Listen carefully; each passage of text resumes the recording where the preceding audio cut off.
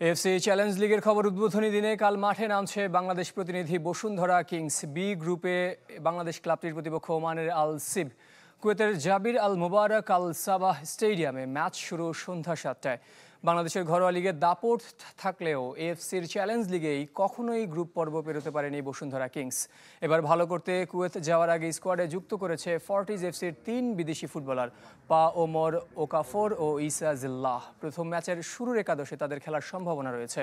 শক্তির বিবেচনায় কিংসের চেয়ে ঢের এগিয়ে আল সিব। ওমানের লিগ চ্যাম্পিয়নরা 2022 সালে জিতেছে এএফসি কাপ। তারপরও জয়ের লক্ষ্যেই মাঠে নামবে তপু বর্মনরা।